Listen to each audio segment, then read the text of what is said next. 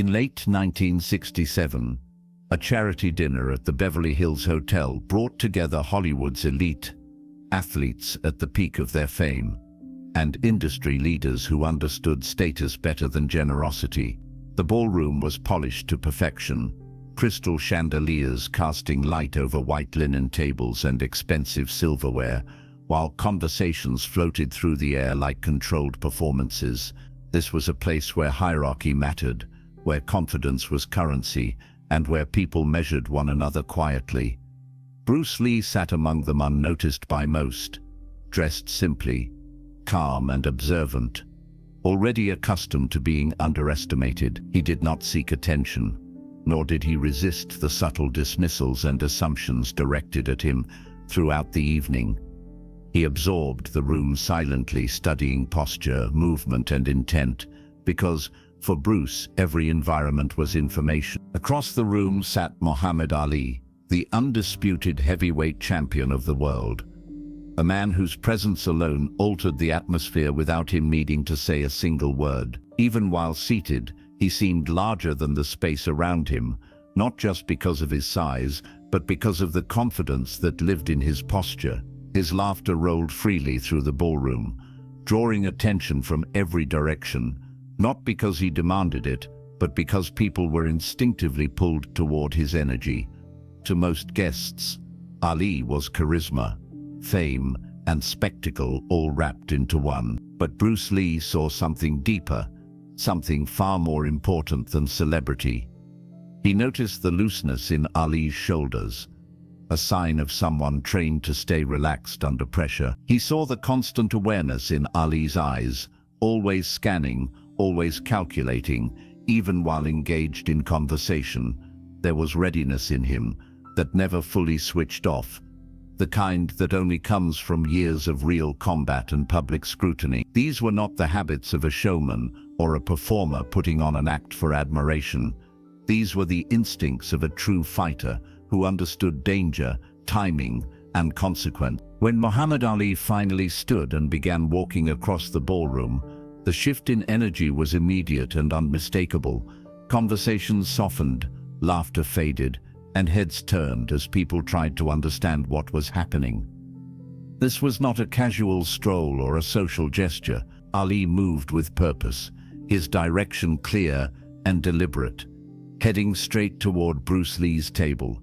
The curiosity in the room grew heavy, almost physical, as guests silently wondered who had drawn the attention of the most famous athlete alive. Ali did not approach with arrogance or theatrics, nor did he arrive surrounded by noise or exaggeration. There was no performance in his movement, only intent. He had recognized something familiar in Bruce, something that could not be manufactured or exaggerated. It was the quiet presence of someone who understood combat at a fundamental level. Rather than relying on reputation, rumors, or what others had told him, Ali chose to engage Bruce directly, face to face, guided by instinct rather than ego, and that choice alone revealed that this meeting was not about dominance, but about understanding. When Muhammad Ali settled into the chair beside Bruce Lee, the atmosphere at the table changed in a way that did not need explanation. What had moments earlier been polite background noise transformed into focused stillness, as if everyone nearby sensed that something meaningful was unfolding. Ali did not sit like a celebrity expecting admiration, nor like a champion seeking validation. He sat like a man studying another man, openly and without disguise. His eyes moved carefully over Bruce's posture, the way his hands rested, the calm steadiness in his breathing. This was not social curiosity, it was assessment. Ali had spent his entire life reading opponents before they ever stepped into the ring, learning their habits, their confidence, and their fear, long before the first punch was thrown. And he applied that same instinct now. Ali spoke casually at first, mentioning the training tapes he had seen and the way people talked about Bruce's speed and precision. His tone carried curiosity rather than challenge, but underneath his words was a deeper question about whether Bruce was truly different. or simply another skilled performer. Bruce responded without defensiveness and without trying to impress, explaining that many martial artists trained for form, tradition, and demonstration, while real fighting demanded adaptation to chaos. He spoke calmly, choosing his words carefully, not to assert superiority, but to clarify perspective. This quiet confidence caught Ellie's attention immediately, because it was not borrowed confidence or bravado. It was rooted in understanding. As the conversation deepened, Ali spoke about his experiences sparring with fighters from different disciplines who looked powerful until real pressure exposed their limitations. Bruce listened without interruption, respecting the experience behind Ali's words, then explained that training systems often failed, not because they lacked technique, but because they avoided unpredictability. According to Bruce, chaos was not an obstacle to be controlled, but a reality to be understood. This idea reframed the discussion entirely. What began as polite conversation evolved into a philosophical exchange about preparation, awareness, and survival, where neither man tried to dominate the dialogue. The people at the table became silent observers, instinctively aware that they were witnessing something rare. This was not a debate meant to entertain or impress. It was two elite fighters peeling back assumptions and testing ideas, e.g. these lived experience. Ali, accustomed to being agreed with or challenged loudly, found himself listening instead. Bruce, often underestimated because of his size and quiet nature, spoke with clarity rather than aggression. Their exchange stripped combat of ego and returned it to its fundamentals: timing, awareness, and adaptability. In that moment, neither man represented a sport or a style. They represented two paths toward mastery intersecting, not to collide, but to understand one another on equal ground. After several minutes of calm discussion, Muhammad Ali leaned slightly forward in his chair, and in that subtle shift, the entire energy at the table changed.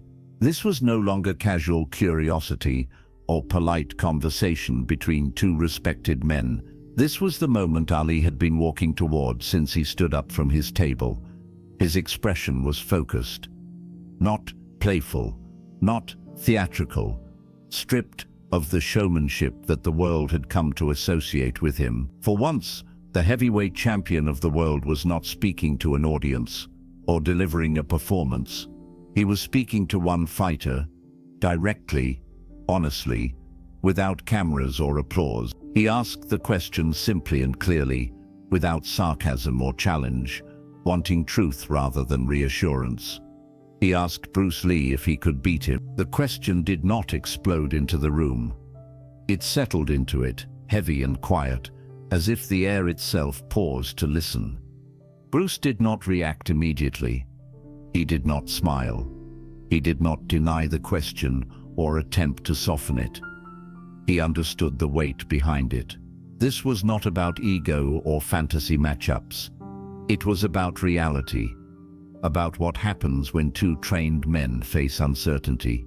Bruce allowed the silence to exist because he respected the seriousness of what had been asked. Rushing an answer would have been dishonest. Instead, he chose to think, something few people ever allowed Ali the space to witness. Bruce finally responded by explaining that the outcome of a fight depended entirely on context.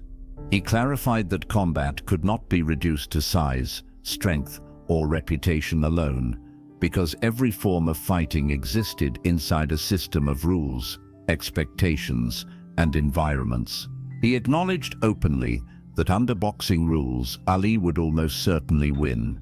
Ali's reach, power, conditioning, and years of experience inside the ring created advantages that could not be ignored or dismissed. Bruce spoke this without hesitation or false humility, making it clear that honesty mattered more to him than pride. However, Bruce then explained that when rules disappeared, the nature of combat changed completely. Distance was no longer fixed, timing became unpredictable, and targets shifted beyond what any single sport prepared a fighter to defend. It described how boxing training naturally conditioned a fighter to focus on specific threats while ignoring others.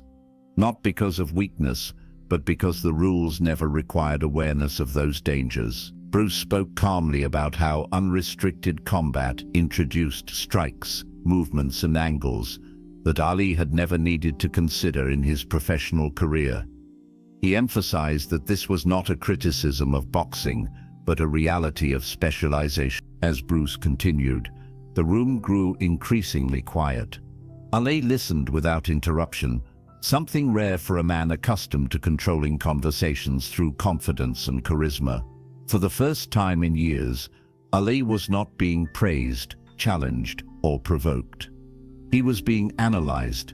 Bruce explained that his approach focused on speed, not just of movement, but of perception, the ability to recognize intent and respond before thought turned into action. He spoke about attacking unpredictability itself, using timing and positioning to disrupt rhythm before power could be fully expressed.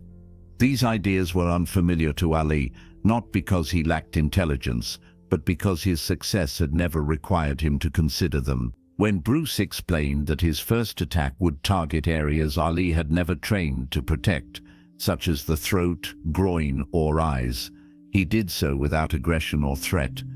His tone remained factual, almost clinical. He acknowledged Ali's legendary durability, heart, and resilience, making it clear that victory could never be guaranteed for either of them. He stated plainly that Ali might absorb everything and still win through sheer will and strength, but he also stated that the fight could end in seconds if unpredictability landed first. This balance of respect and realism unsettled the table far more than arrogance ever could have. What followed was silence, long and uninterrupted. Ali did not respond immediately. He did not argue or laugh it off. Instead, he leaned back slightly, eyes unfocused, clearly running scenarios in his mind. Assumptions he had carried his entire career began to shift. He was used to being feared or idolized, not challenged through logic and clarity. Nearly 10 minutes passed with Ali saying nothing.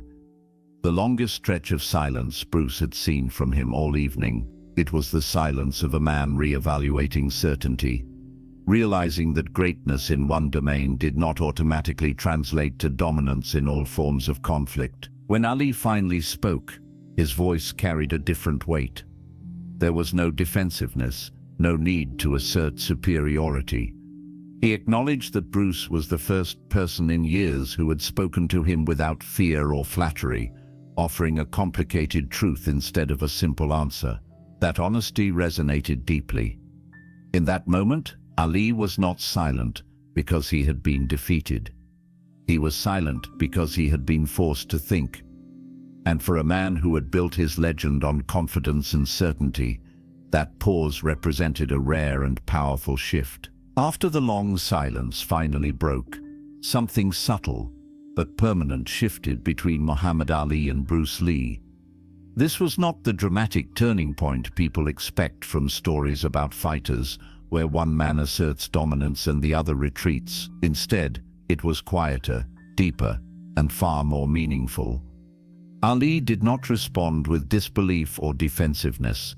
He did not attempt to reclaim authority through humor or bravado. What Bruce had offered him was not a challenge to his greatness, but a mirror held up to certainty itself, and Ali was intelligent enough to recognize the value in that moment. He admitted, without embarrassment, that Bruce was the first person in years who had not tried to either impress him or diminish him, but instead spoke honestly, accepting complexity where most people chase simple answers. Ali explained that almost everyone he met treated him like an untouchable force, a legend frozen in perfection. Fighters bowed mentally before ever speaking. Celebrities praised him reflexively. Advisors filtered reality to protect his confidence. Over time, that isolation became dangerous, not because it weakened his body, but because it narrowed his understanding. Bruce had done something rare by refusing to play any of those roles. He neither feared Ali nor idolized him. He treated him as a man who bled, breathed, learned, and adapted like anyone else. That equality, delivered without disrespect, created a foundation for genuine respect rather than rivalry. The conversation shifted naturally after that, no longer circling around who would win, but around how each man trained, how they thought, and how they prepared for uncertainty. Ali spoke openly about the mental pressure of carrying expectation, of walking into every fight with the weight of public belief on his shoulders. Bruce listened carefully, understanding that combat did not begin in the ring or on the street, but in the mind, long before physical contact. Bruce shared his philosophy of adaptability, explaining that rigidity was the true enemy, not any opponent. He described how styles were tools rather than identities, and how clinging too tightly to one system blinded fighters to opportunities for growth. Before leaving the table, Ali invited Bruce to visit his training camp, not to spar or compete, but to observe. He wanted insight without ego, feedback without flattery. Bruce accepted, on the condition that Ali would visit his own training space as well, not as a guest of honor, but as a student willing to learn. This mutual exchange marked the true outcome of their meeting. There was no winner or loser, only two masters recognizing that learning never ends. When they shook hands, the grip was firm but unspoken, sealing an agreement built on trust rather than challenge. In the weeks that followed, Bruce visited Ali's camp and watched him train with the same quiet attention he brought to every environment. He noticed patterns in footwork, habits formed through years of success, and moments where efficiency could be refined. When Bruce offered observations, Ali listened without resistance, testing suggestions rather than dismissing them. Later, when Ali visited Bruce's training space, he experienced speed and precision that did not rely on mass or force, feeling firsthand how power could exist in compact, efficient motion. These experiences deepened their respect, not because they proved superiority, but because they expanded understanding. Years later, when Muhammad Ali was asked about different fighting styles, about whether boxers were always the best, or whether size always decided outcomes, his answers became more measured. He spoke about context, preparation, and adaptability rather than certainty. He never named Bruce Lee publicly in those moments, not out of secrecy, but because some lessons are not meant to be explained. They are meant to be carried. Those who knew the story understood where that shift came from. It came from one honest conversation, one question answered without ego, and one man willing pause instead of react. Bruce Lee never claimed to have defeated Muhammad Ali, because victory was never the point. What he accomplished that night was far more difficult. He challenged certainty without hostility.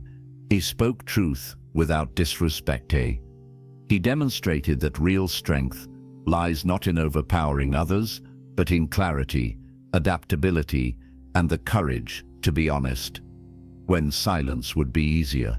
The greatest boxer in the world did not leave that dinner feeling smaller. He left thinking deeper, and in a world obsessed with winning, that kind of impact lasts far longer than any punch ever could. What happened between Muhammad Ali and Bruce Lee that night did not matter because of who they were alone, but because of what their interaction revealed about power, ego, and growth. Most people imagine greatness as something fixed. A peak that once reached must be defended at all costs. Fighters are especially vulnerable to this illusion because their identity becomes tied to dominance. Win often enough and the world stops challenging you honestly. Praise replaces feedback. Admiration replaces truth. Over time, certainty becomes more comfortable than curiosity, and comfort becomes the enemy of progress. That night at the charity dinner quietly exposed this danger, not through confrontation, but through understanding. Muhammad Ali had already proven everything the world demanded of him. He was not searching for validation, nor was he insecure about his abilities. Yet even at the height of his fame, something in him recognized that Keishi was incomplete without perspective. That is why he walked across the room, not to assert dominance, not to humiliate, but to test an idea he could not shake. Could strength exist outside the rules he had mastered? Could intelligence rival power? Could someone smaller force him to reconsider what he believed about combat itself? These questions require humility, even from legends, and humility is often mistaken for weakness by those who do not understand growth. Bruce Lee represented the opposite danger, one faced by those who are underestimated rather than celebrated. When people overlook you, the temptation is to overprove yourself, to compensate through loud confidence or exaggerated claims. Bruce refused to do that. He did not try to elevate himself by diminishing Ali. He did not frame the conversation as a contest. Instead, he treated combat as a shared reality rather than a personal identity. He separated the man from the myth, the fighter from the system, and the outcome from the ego. That clarity allowed him to speak honestly without aggression and confidently without arrogance. What makes this moment timeless is not that Ali listened, but that he paused. Silence is uncomfortable for powerful people because silence invites doubt, and doubt threatens certainty. Ali's silence was not weakness. It was intelligence in motion. It was the recognition that learning does not end when you become the best, but when you believe there is nothing left to learn. That pause represented growth, happening in real time, invisible to the room, but unmistakable to anyone who understands mastery. In those minutes, Ali was not losing anything. He was expanding. This lesson extends far beyond fighting. In everyday life, people protect their identity with rigid answers. They cling to roles, titles, beliefs, and systems, because those structures make the world predictable. When someone challenges those structures with honesty rather than hostility, the instinct is to defend rather than reflect. That instinct keeps people trapped. Bruce Lee's response demonstrated a different approach. He did not attack Ali's identity. He questioned the boundaries around it. He showed that intelligence is not about proving you are right, but about understanding where you might be limited. Real strength, as this moment reveals, is not found in overpowering opposition, but in remaining adaptable when certainty is threatened. It is the ability to say "it depends" instead of forcing a simple answer. It is the courage to admit complexity in a world that rewards confidence. It is the discipline to listen when silence would be easier to fill with noise. Both men demonstrated this strength in different ways, and that is why their interaction did not end in rivalry, but in mutual respect. Years later, Bruce Lee would speak often about being like water, adaptable, responsive, impossible to trap within rigid forms. That philosophy was not poetic abstraction, it was practical survival. Ali's boxing genius came from a similar place. His footwork, timing and rhythm, constantly adapting rather than relying solely on power. That night, two expressions of adaptability recognized each other across different disciplines. The meeting was inevitable, and its lesson unavoidable. Greatness does not come from defending what you already know. It comes from staying open to what you do not. For anyone listening to this story now, the real question is not whether Bruce Lee could beat Muhammad Ali or whether Ali would win under certain conditions. Those questions miss the point entirely. The real question is whether you are willing to pause when your certainty is challenged, whether you can listen without defending, and whether you can accept that growth often arrives disguised as discomfort. Bruce Lee did not silence Ali with force. He silenced him with clarity. And clarity, once seen, cannot be unseen. This is why that moment still matters. It reminds us that the strongest people are not those who shout the loudest or dominate every room, but those who remain flexible when the ground beneath their beliefs begins to shift. It reminds us that respect is earned not through victory, but through honesty. And it reminds us that true mastery is not a destination, but a continuous willingness to learn, even when you are already at the top. The story of Muhammad Ali and Bruce Lee does not endure because people want to imagine who would win a fight. It endures because it exposes a truth most people avoid confronting. Real strength is not proven through domination, noise, or certainty. It is revealed in moments where ego steps aside and understanding takes its place.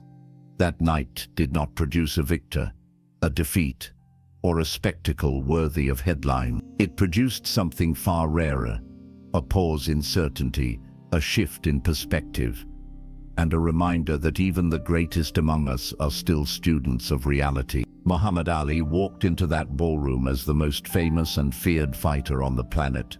Surrounded by admiration and protected by reputation, he could have remained comfortably inside that identity, untouched and unquestioned. Instead, he chose curiosity over comfort. He asked a question, knowing the answer might unsettle him, and when it did, he allowed silence to do its work. That silence was not weakness, it was courage. It takes far more strength to question your own assumptions than to defend them endlessly. Bruce Lee, on the other hand, entered the room as a man still being overlooked, misunderstood and underestimated. He could have seized the moment to elevate himself through bold claims or dramatic confidence. He chose restraint instead. He spoke with clarity rather than arrogance, honesty rather than exaggeration. He did not seek to defeat Ali in words or imagination.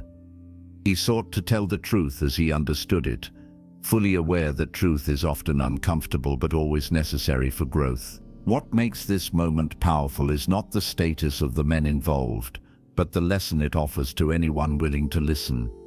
In life, most conflicts are not about strength or intelligence, but about rigidity. People cling to what they know because certainty feels safe. When someone challenges that certainty with calm honesty, the instinct is to resist. But progress never comes from resistance alone. It comes from reflection, from the willingness to admit that your understanding may be incomplete. Bruce Lee did not silence Muhammad Ali by overpowering him or diminishing his greatness. He silenced him by expanding the conversation beyond simple answers. He showed that mastery is not about proving you are right, but about remaining adaptable when circumstances change. Ali, in turn, demonstrated that true greatness is not fragile. It can withstand doubt, absorb new perspectives, and grow stronger through understanding. As the story closes, the question shifts away from Ali and Bruce Lee and toward the listener. When was the last time you allowed silence to challenge your certainty? When was the last time you listened without preparing a defense? When was the last time you chose understanding over winning? Because the real power displayed that night was not speed, strength, or fame. It was the courage to think differently, and that is why this moment still matters. Not because of who could beat whom, but because it reminds us that the strongest people are those who remain open, honest, and adaptable, even when the world expects them to be untouchable.